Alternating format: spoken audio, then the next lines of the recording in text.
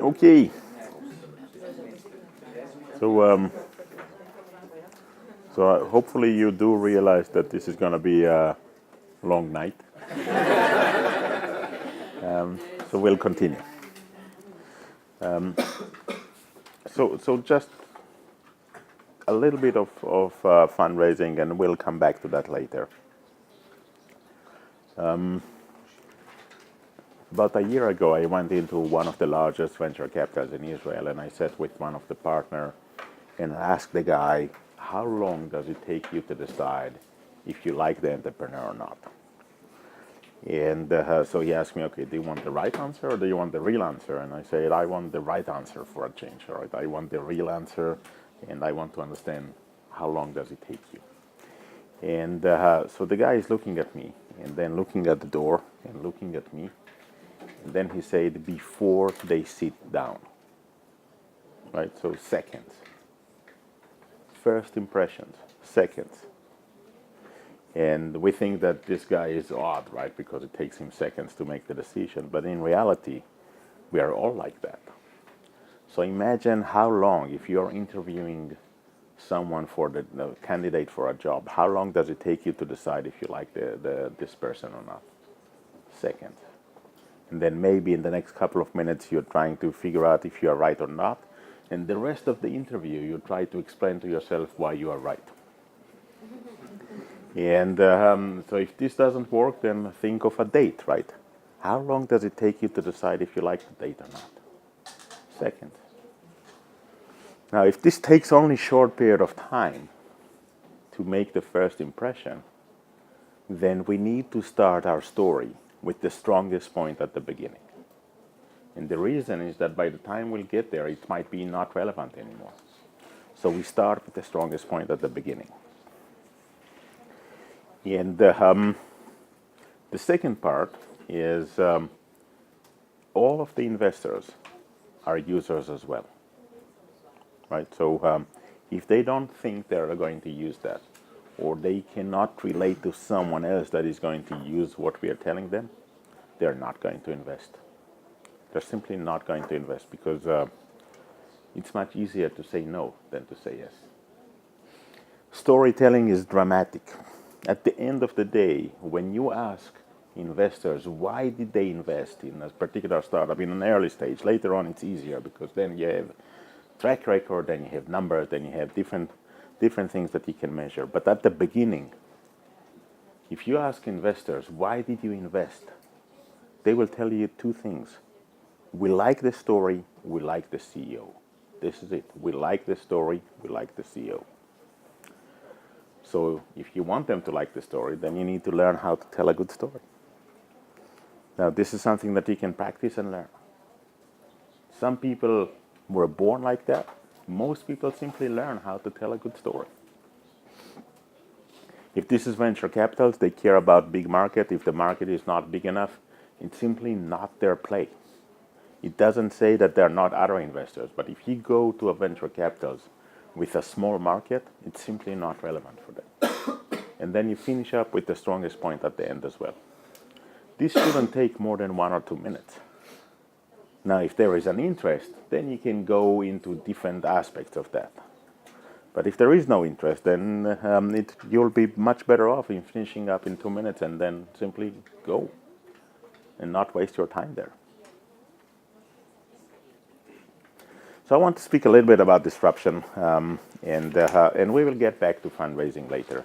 There is actually fairly long sessions about fundraising, in particular because if you think of a startup journey as a roller coaster, right? So I want you to imagine fundraising as roller coaster in the dark. You don't even know what's coming, right? And this is where the differences between being on top and being on bottom is one answer, right? Someone says yes or someone says no. And it takes a lot of attention and a lot of the, I would say, the personal resources that you have, or a lot of yourself into it, to hear the no's so many times. So disruption. A lot of times we speak about, this is a disruptive technology. And I don't think that this is about technology. I think the disruption is about changing market equilibrium. So changing the way that that consumers behave, or changing the way that we are doing business is disruption. It could be because of a new product that is being introduced, and maybe because of new technology we can enable new product, but it's a new product that is being introduced. Could be because of new price. So Waze was free. It was the first free driving application. And free and good enough wins every time, right? So imagine different things that all of a sudden being offered for free. And then, let me try email, right? So probably a decade ago, if you wanted to have a mailbox, you actually needed to pay the internet service provider to have a mailbox, right? Today, everyone has a Gmail, and this is it, right? And it's free. End of story. You cannot survive if someone offers what you're offering for free. Maybe it's a new business model that is being introduced into the market. So think of stuff that you are buying today, and someone is actually letting them in a different business model. That might change dramatically the industry. And maybe it's a new information that is being introduced into the market. Maybe new information being introduced to consumers, and as a result, they change their behavior. All of those change the market equilibrium. And when you change the market equilibrium, then disruption happens. Then the new market is different than the previous one. And sometimes some of the existing players in the previous market will cease to exist. Now, disruptors, they're always newcomers. Existing players do not disrupt. They have too much to lose. So if you think of an existing player and an existing industry, they are not going to disrupt the market. Because for them, disrupting means that telling themselves, whatever we're doing is wrong. We're going to do something else. Right? And no one likes to admit that what they're doing is wrong. It's so very hard for existing business to disrupt, and I will have some examples of that. Some markets that are calling for disruption, a market with a middleman. If there is a middleman, this is actually calling for disruption.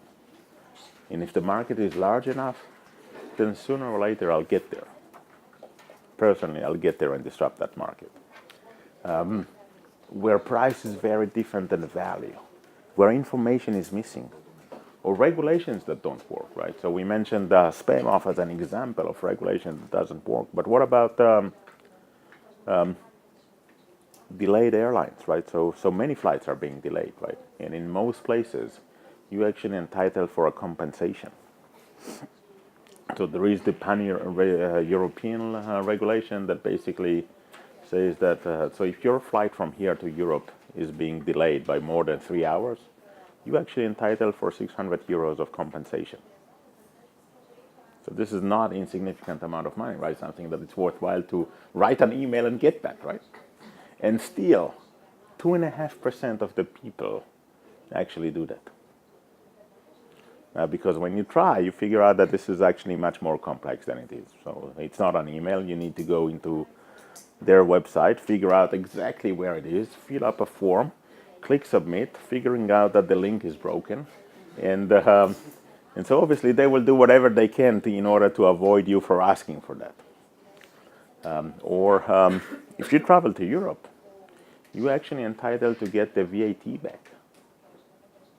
And this is about 20% of the purchases, right? So whatever you buy in Europe, whatever you buy in a different country that actually have VAT, which is about 57 different countries around the globe, when you travel out as a tourist, you're entitled to get the VAT back. 95% of the cases, people don't get that. And it's not because the regulation, it's because of the complexity of the bureaucracy, right? So try to do that, right? So you get there to the airport and you follow the signs for tax return, right? And you get their global blue thing or whatever, And you hand them the forms and you say, okay, but you need to stamp the custom. Okay, great. So where is the custom? Oh, that's before security, right? So something bad happens there all the time. And there are many cases like that, that simply regulation doesn't work. And if you make it simple and accessible, then you're probably going to make dramatic impact there.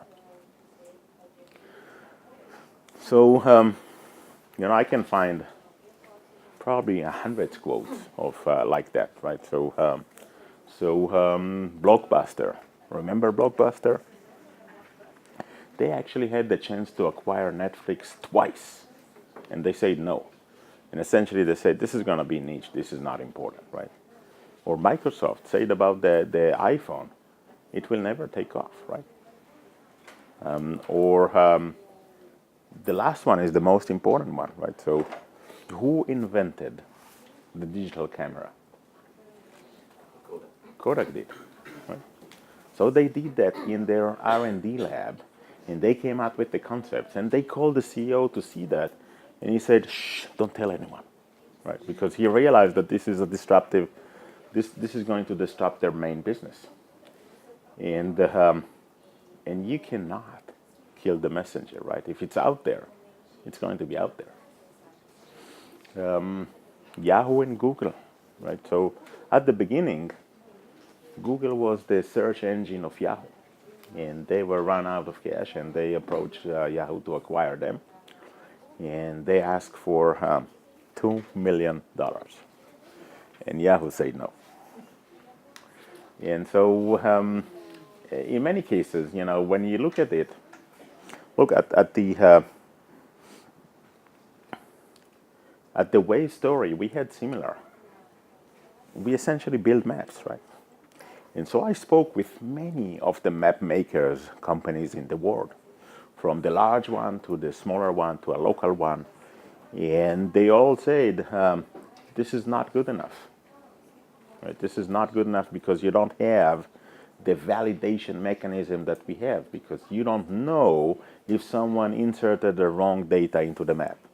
And I said, I don't know, and if this is an area that there are a lot of people, they will figure that out and fix that.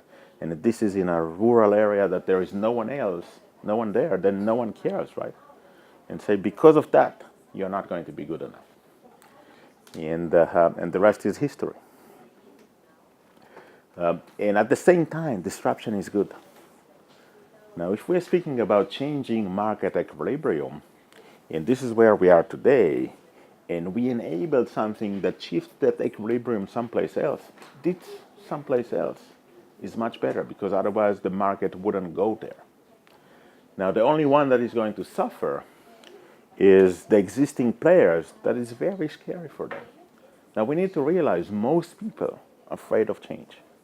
Most people don't like changes, right? And in particular, existing players in the market, if they like the current business, they don't want that to change.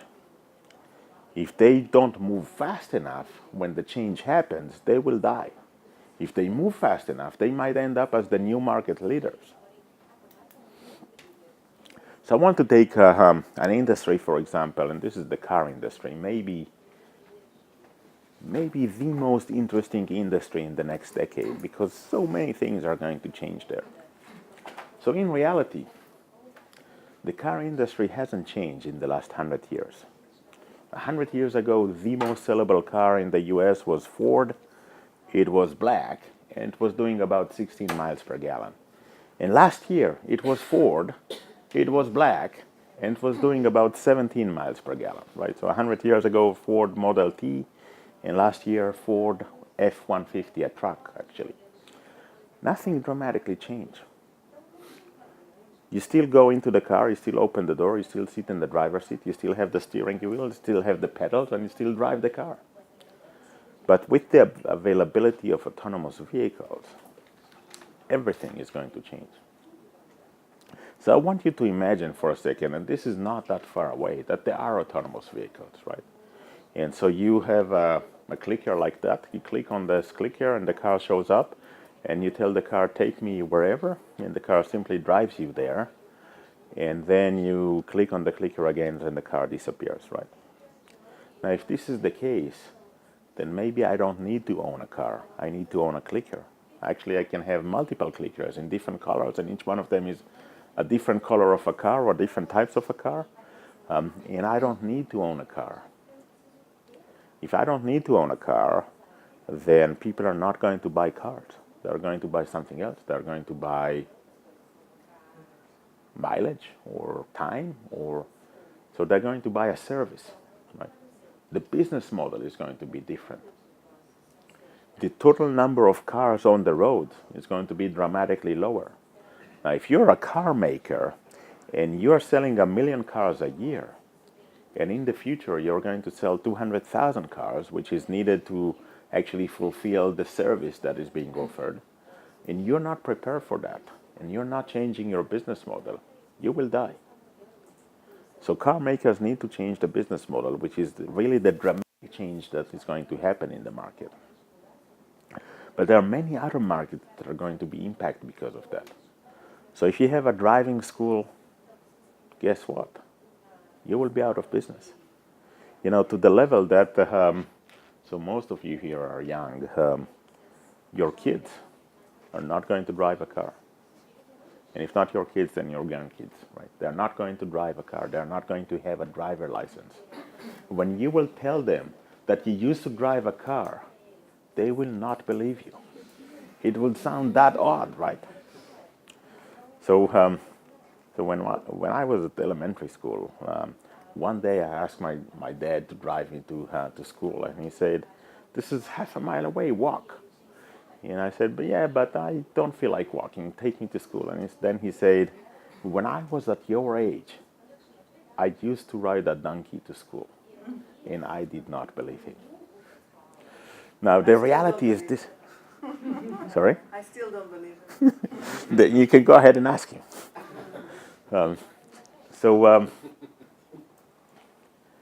And this is really the case, right? The changes are so dramatic. And in this particular case, it makes sense, right?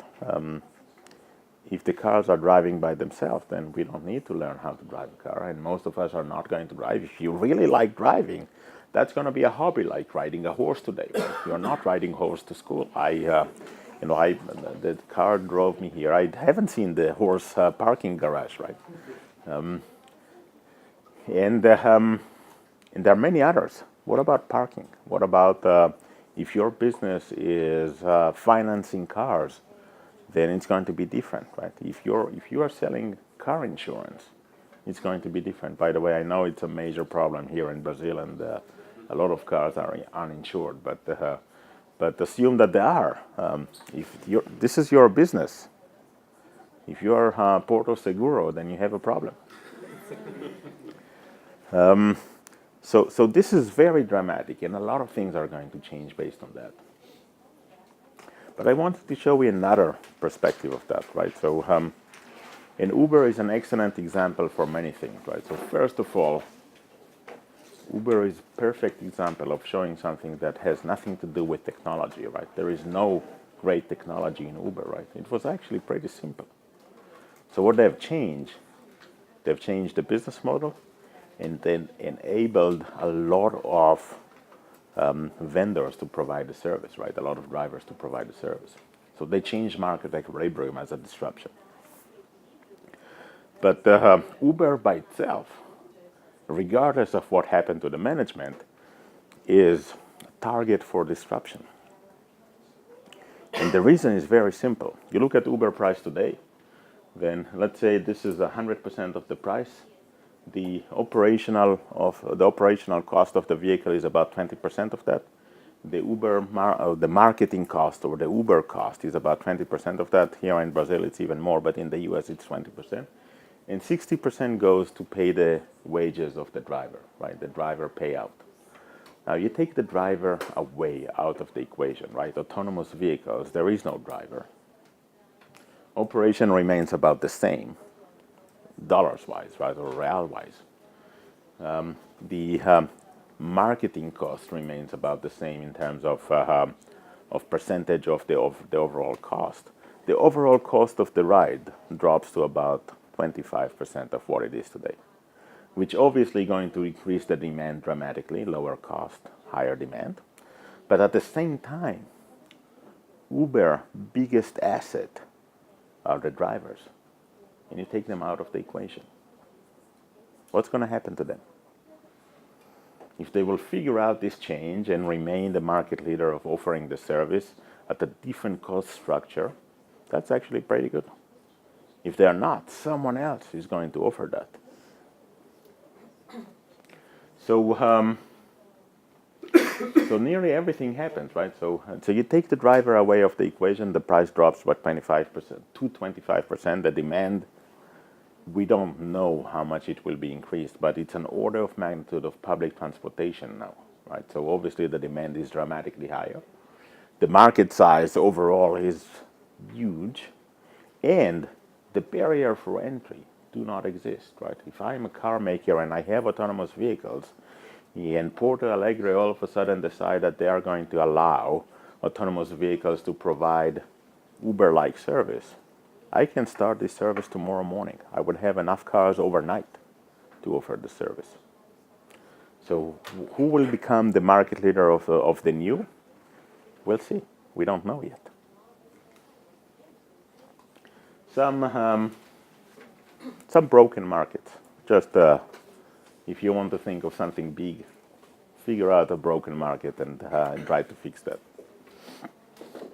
So anything that the business model is wrong.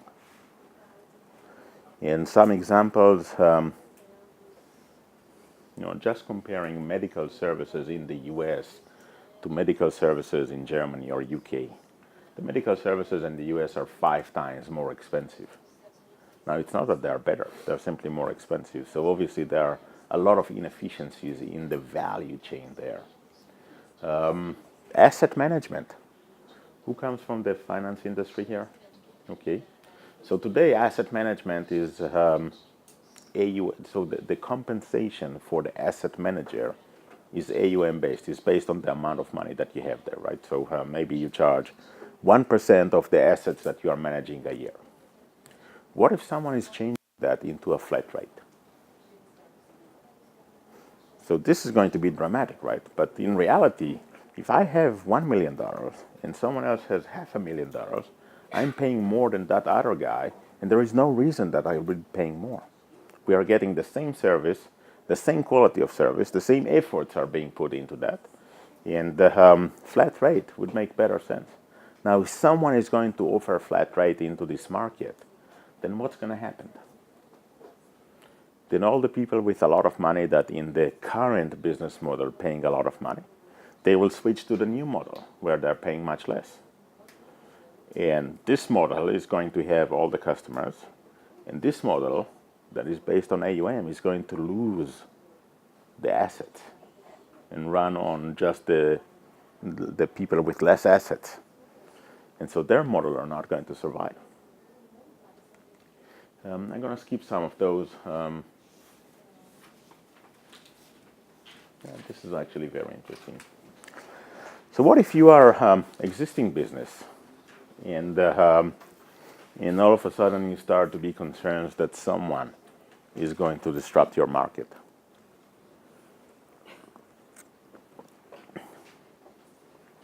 So obviously we say that you cannot disrupt your own market. It's only from the outside. But I want you to think differently for a second. I want you to be an entrepreneur for a second in your mindset. And imagine if you step out of your existing company just for a second and you think, how would you disrupt the market?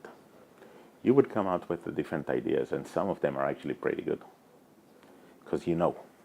But you don't think about it, it's possible. But now I force you to get out of your comfort zone and think about it as possible. Now at this phase, if you find someone else that this is what they're telling you they're going to do, they are right. Their model is right. They're probably going to be successful. And you should be investing in them rather than preventing them. Because you can prevent one, but you cannot prevent all of them. And invest in them, encourage them, and ride on the new wave that they are creating in order to become the market leader when the market is disrupted. Now, it's not easy to do. It's easy to say, not easy to do. But you really need to think of, I really want to disrupt the market. What would I do? How would I do that? And then figure out who is going to do that.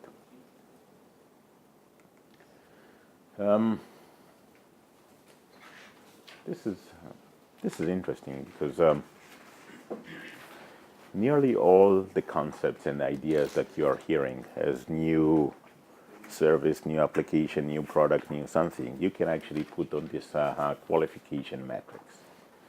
And so one dimension will be, is that applicable to few users or to a lot of users, right? And the other one would be either high usage or high value, low usage and low value, right? So obviously here we have losers. No one wants to be here. Here we have very few, right? So large addressable market, high frequency of use or high value, very few, right? So Facebook and Google and waze maybe and WhatsApp and different things. Most of the things that we will see will be actually across this line, right? So either niche, smaller addressable market with very high frequency of use or very high value, and these are pretty good companies, right? Or here, so frequency of use is low or the value is low, but the addressable market is high. And I call them dreams and nightmares. Most people would like to believe that they are dreams, but in reality, they are nightmares. There is not enough value that you can actually access the addressable market. At the end of the day, and let me try that out. So everyone here is using Waze, right? How did you hear about Waze? Friends. Right. How did you hear about Waze? I don't remember. How did you hear about Waze? By other people. Word of mouth, right? All the successful companies in the consumer space, their growth was based on word of mouth. So someone told someone. Right? Now if you don't create enough value, you don't get this impact. People are not going to tell other people if there isn't enough value there. And therefore, always, if you're building consumer services, the critical part is to create enough value. If you do that in the product market fit phase, then you have the chance that people will tell other people. If your product is about high frequently used product, then the chances that this is going to happen are dramatically higher, because there are a lot of times that you run into the value and a lot of times that you have opportunities to tell other people. So we are actually here. Time-wise, anyone is tired? No. Okay, good. I had a nap this afternoon, so I'm perfectly okay to keep on running for a long period of time. So we'll start fundraising and then sharing economy and startup strategy, and then we'll call it a night. So fundraising. Look, it's always harder than you think it is.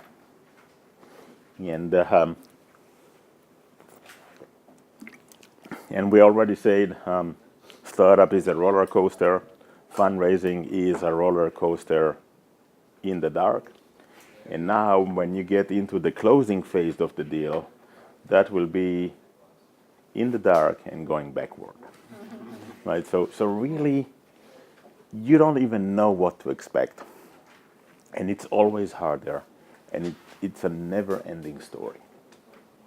And at the same time, it takes all of the energy of the CEO to do that. And it's very, very challenging to have that. So think about it this way, right? So here's the company with the CEO on top, and CEO is running the operation and focusing on building the product or whatever it is. Now the CEO is being sucked into fundraising, and the company needs to keep on performing and keep on moving forward, while the CEO is actually his attention someplace else. very challenging, very hard to do. If the entire company is being sucked into fundraising, then the entire company is stuck for a long period of time, and that could be anywhere between 6 to 18 months of fundraising. It's a long journey.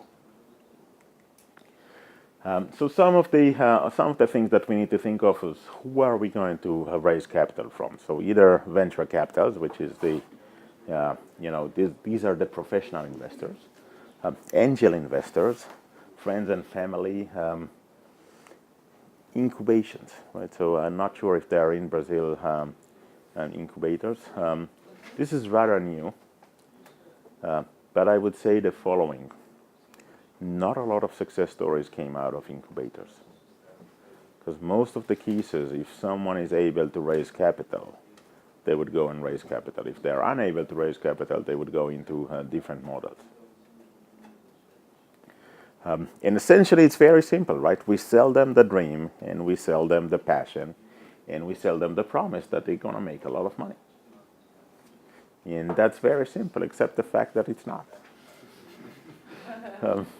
And we start when we are ready. And when we are ready is that when we have a good story to tell. And sometimes we need to have a demo to support that. Sometimes we need to have a product out there and traction to support that. Sometimes we need to have the team in place to support that. Now this is a kind of catch-22, right? So how do I build a team if I don't have money? So I want you to think about it otherwise. If I can demonstrate that I actually built a team, I increase by a lot my likelihood of raising capital because I already have a team. And I've demonstrated the leadership and the charisma that I need to bring people on board with no money, that I can actually will be able to raise capital. So catch-22, right? To a certain extent, to all of my CEOs at the beginning, I tell them, build the first team with no pay. Now, if they're unable to do that, then maybe they're unable to raise capital after that. This requires quite a lot, right? So just imagine, can you build a team with no pay? Not easy, right? So we need to sell them something else, right? We need to sell them the passion, the dream, everything that we will need to sell anyhow to an investor. So two different types of companies, right? One of them is VC type. VC type basically say our strategy is to have an exit, whether or not it's selling the company to someone else or going public, but we essentially going to take money from the venture capitals and eventually return the money to them big time.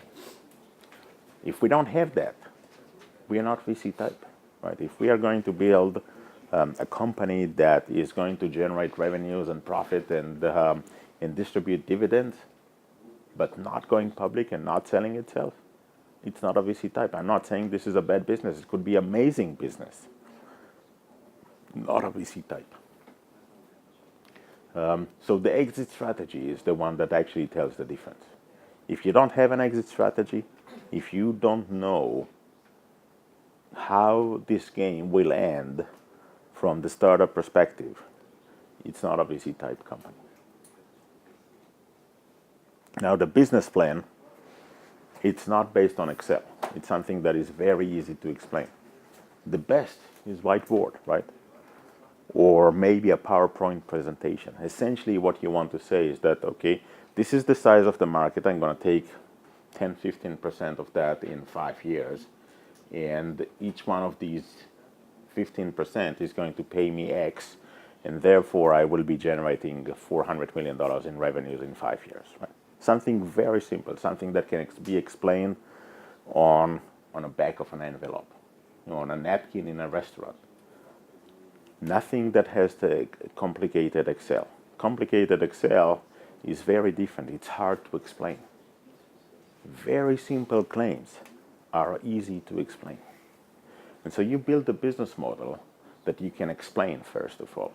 And then you will build the Excel to support that. Later on, someone will ask, okay, do you have the Excel to support that? And show me the growth patterns. And usually, my CEOs are building the first one, and then I tell them, look, this doesn't look good, right? So between year 4 and 5, your increase is only 25%. Make it 100%. It looks better, right? And this is it, right? Now, no one knows. That's the reality, right? So Excel, you can put whatever you want in an Excel. Excel will suffer all of your dreams, right?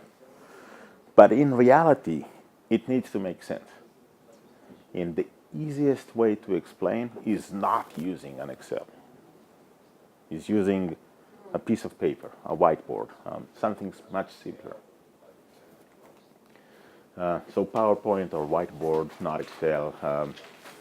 Very simple. In 5 years, we will have X number of users, and this is 10% of the addressable market, and each one of the users is going to generate X amount of money a year, and this is how we figure that out. For many things, you do know, right? So you can figure out, okay, this is all the people with smartphones, right? So this is 3 billion people on the globe, right? Or whatever number here in Brazil. So you start with that. You start with the addressable market, and then you ask yourself, where am I going to be 5 years from now? And obviously, the answer is market leader, right? If you're not going to be a market leader, then it's not even worthwhile. And obviously, no one is going to invest if you don't plan to be a market leader, right? A market leader will be double-digit percentage-wise of the market. So at least 10%, right? So you can say that in 5 years, I'll be 15% of the market, and in 8 years, I will be 30% of the market, and you appear as a market leader, and that will be appealing. Now you know how many users you need in 5 years. Now you know. That's it. There is nothing that you can say, even if you have no clue how to get there, there is nothing that you can say that is not this number. Because if you'll say I'm going to be 100%, no one believes you. It doesn't make sense, right? If you say I'm going to be, a fraction of a percent, so I'm going to be 0.3%, then no one cares. Then you're insignificant players, and no one cares. And by the way, why are you doing that if you're not planning to be a market leader? The thing is, you look at the market first, and then you narrow those numbers. Exactly. So you go top down, and you basically say, this is where I want to be. And then you build a plan to try to get there. Obviously, all those plans will go down the drain as soon as you finish your fundraising. Then you build a new plan. But that's the reality. There is nothing else that you can say. And if you build it bottom up, sometimes you cannot figure out how to get to the number that you need. So build it top down.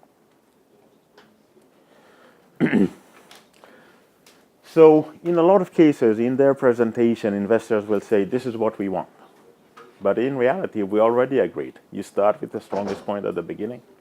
They are users too, right? And so you need to have those two. And you tell a story. Now, story is about emotional engagement. Look, at the end of the day, we want to believe that we are rational people, right? So we listen to the logic. But we are emotional people.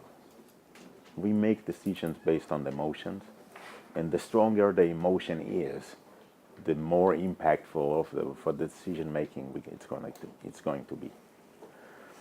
And when we tell a story,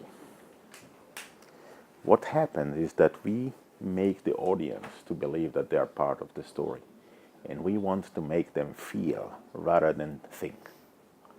And this is where they're going to make the decision. If they need to think, then they start to question themselves. If they feel that they are connected to the story that we are telling, then they will make a decision to our favor. So forget all that, right? Essentially what we're trying to do is we need to start think of their agenda. So who is doing sales here? Sales, selling stuff. Okay. The most important about sales is stop thinking about what we are selling and start thinking about what the other side is buying. If you want to be a successful salesperson, stop thinking about yourself, start thinking about what the other side is buying. And it's the same here. We are selling them a dream, right? And a promise. and eventually physically a piece of the company, right? Percentage of the company. So we stop thinking about what we are selling and we start thinking about what they are buying and how they are buying it. So I want to think for a second, just giving you for a second the perspective of a venture capital. At the end of the day, in their agenda, startup has one purpose: exit. If they don't see the exit, it doesn't matter. They're not going to buy. Now, they also have a different perspective, right? They are investing in 10, 20, 30, 50 different startups. They don't need yours to be successful. They need one of them to be successful. And at the end of the day, they know that 80% of them will fail. That's the stats. So maybe not 80, maybe 70%. Most of the startups that they invest at the beginning will fail. They know that. We don't, right? We are the entrepreneurs. We are 100% sure that ours is going to be successful. Right? If for a second we would think that ours is the one that is going to fail, then we wouldn't even go there, right? So we know that ours is going to be successful, but they know the stats, right? Now, out of those 20% that are going to be successful, 80% are going to be somewhat successful, and 20% are going to be very successful.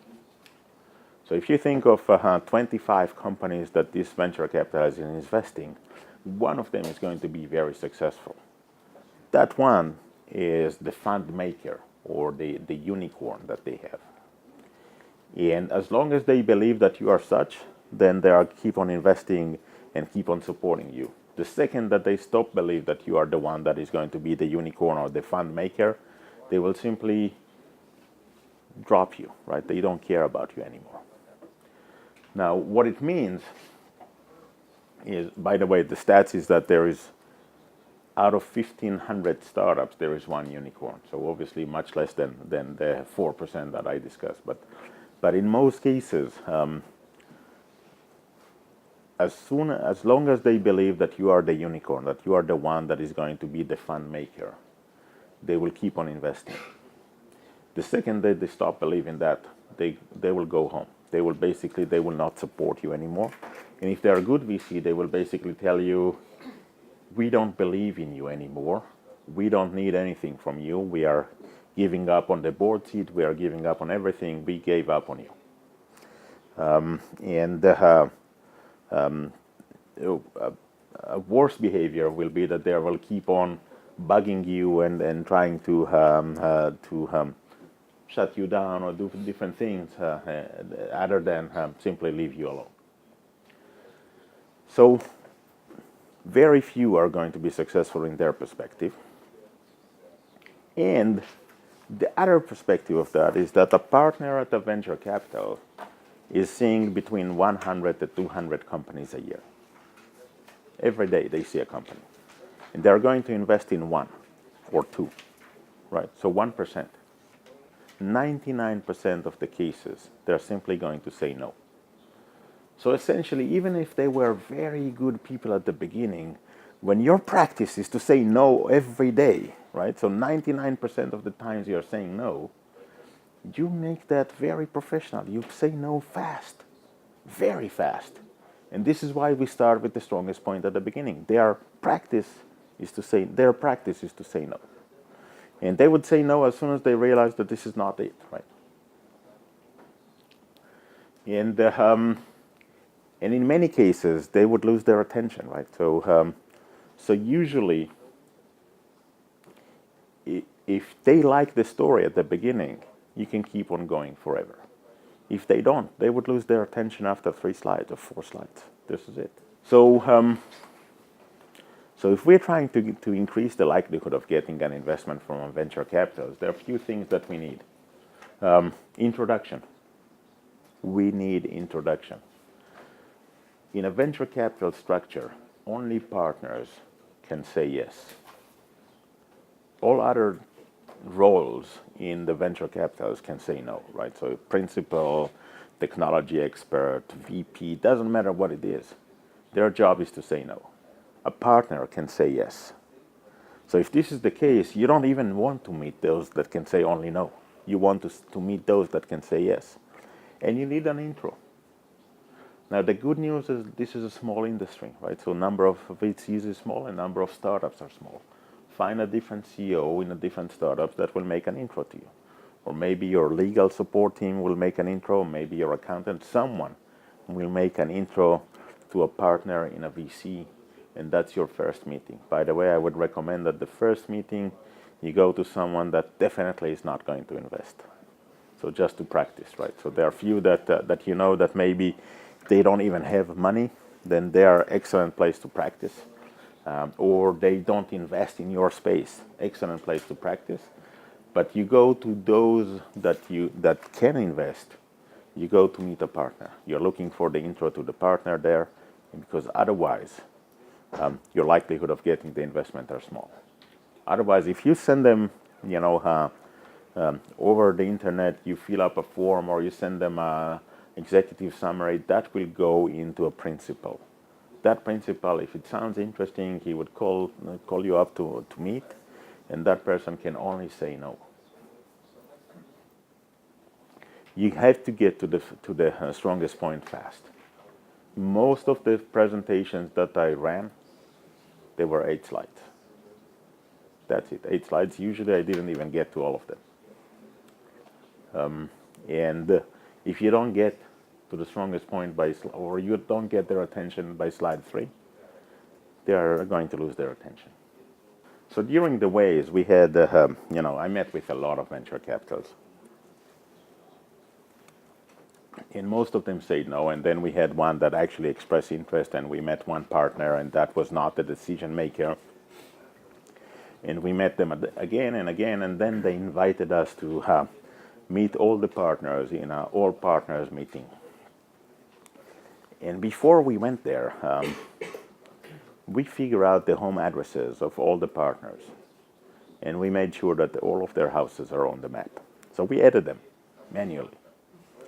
And then, sure enough, during the presentation, the managing partner asked me, so what you're telling me is that in this model, it's possible that my house will be on the map? And I said, I don't know. Tell me where you live, and we will find out.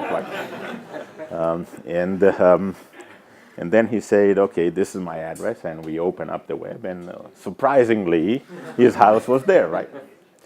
And everyone was looking at the map, and I was looking into his eyes, and it was obvious that they're going to invest at this point of time. So preparation is important, but more important is their personal experience. At the end of the day, they are going to make their decision based on gut feeling.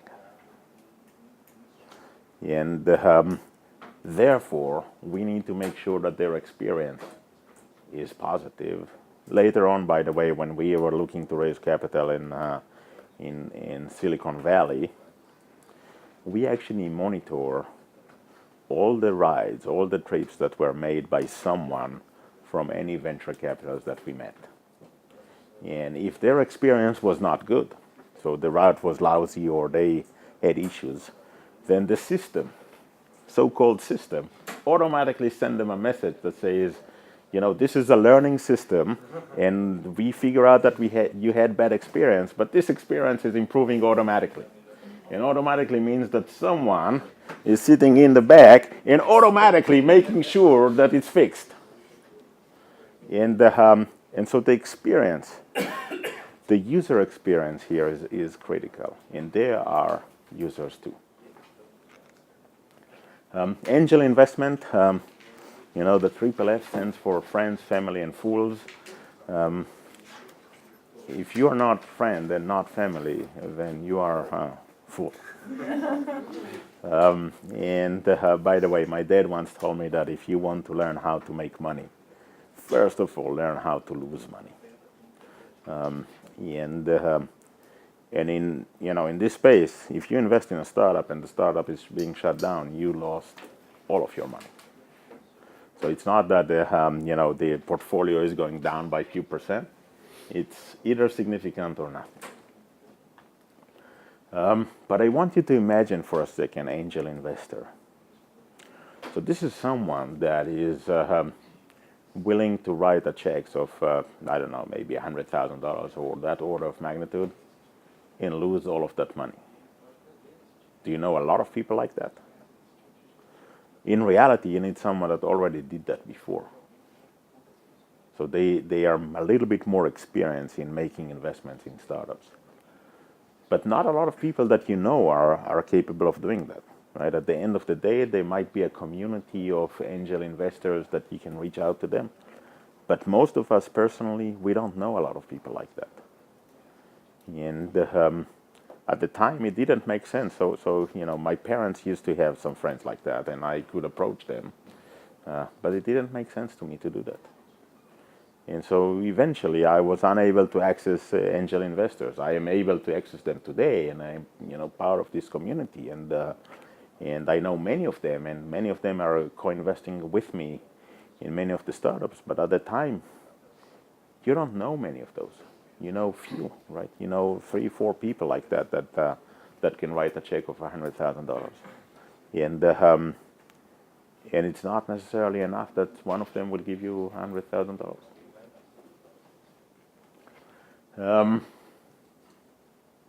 Just a personal point of view, right? So I invest only if I care, and usually it's everything combined, right? So I would be, if you're doing something that I care about, which means that creating value to a lot of people, then I would invest, engage, and help, and at the same time. I wouldn't do one of them, right? I wouldn't invest if I'm not engaged. I wouldn't engage if I'm not investing. And by the way, if you would ask me to engage and not to invest, then I actually destroy your ability to raise capital. Because as soon as you'll get someplace and you'll say, okay, Uri is part of the team or Uri is on the board, then the next question will be, am I investing? If the answer is no, then this is it, right? Then here goes the opportunity for someone to invest. So you will be better off without me, even on helping you or being on the board if I'm not investing. Or you will not be able to use the name. Angels and advisors, a lot of people say, but I can help. A lot of people can help. But for me, it's very simple. If you can help, then help. Then show me that you can help. I want you to think for a second of smart money. Right? Doesn't necessarily need to be combined. You can have smart and you can have money. They don't necessarily need to be the same thing, the same person. If someone tells you that they can help, then ask them to help. And then you'll figure out if they actually do help. If they do help, that's worth a lot. If they don't, because either they can't or they don't have the bandwidth or they don't care, then it doesn't matter. We mentioned that. Part of it is important, right? So if we're saying that they are seeing a lot of startups, they're also much better than us in negotiation. So this is a negotiation game. That's after they say, yes, we would like to invest, right? So they would like to invest. They are much better in negotiation. If we realize that, then we get someone to help us. We may be an experienced CEO, maybe someone that was in the industry and can help us, maybe our legal advisor. But without the help, we have no clue. Right? There are so many times that I would be hearing venture capital says, we never do that, right? Or we always do it like that. And I have 5 children. And for me, that will be exactly the same, like one of them is saying, but everyone in the class has that, right? Yeah, sure, everyone in the class. And then usually what I would do is I would ask them for the list. And then they figure out it's not everyone, it's just a few. So find someone that can help you in the negotiation. If you go there by yourself, you will make rookies' mistakes, and you shouldn't. That was Noam, the CEO, usually there is only one person that is doing the negotiation, and that one person can go the best is that it's not the decision maker, but sometimes it is the decision maker, because if it's not, then you can always have one more time to go back and say, I didn't get the approval for that. But for that, it can be the CEO, and then you have the board, right? But usually in a small startup, there is no board yet. If there is a board, yeah, that will be the place that you basically use that to say, I need to think about it once more, or I can say yes now and no later. This is important, right? So I want you to understand for a second their perspective. If you are first round, their agenda is to wait, right? So let's say that they want to invest, right? They really like the CEO, they really like the story, they would like to invest. Their agenda is to wait. And the reason is that meanwhile you are keep on making progress. We already discussed the terms, right? So the price is not going to go up. We discussed the terms. We say that we would like to invest. What exactly you're looking for? I'm looking for X millions of dollars and in this valuation. No, we are willing to give you this valuation. Ended of the negotiation. There is sort of a framework for the deal. And now we are waiting as a venture capital. And the reason that we are waiting is that you keep on making progress. You are making progress on your own expense. Meanwhile, we can learn more. Meanwhile, we can see if you are making progress. Right? And the only thing that will make them rush is if they think they're going to lose the deal. Otherwise, they will be moving slow and slow and slow, and they will be running only if they believe that they're going to lose the deal. So eventually, when we raise capital, so we had one term sheet from the venture capitals that we had their houses on their map. And with this, I went shopping, and I met with another venture capitals, and they say, that was Monday, first meeting, and they said, okay, do we even have a chance? And I said, look, I'm going to sign a term sheet by the end of the week. And so it took them 4 days to actually come up with a different term sheet, much better than the one before. And it was much higher valuation, much higher amount of money. And that was actually in the next term sheet, there was room for 2 VCs. And so I took this to the first VC, and I said, I'm going to sign this one. And they return it signed. Double the amount of money, at double the valuation, return it signed in 10 seconds. Right? Because they were afraid that they're going to lose the deal. If you're going to lose the deal, you move fast.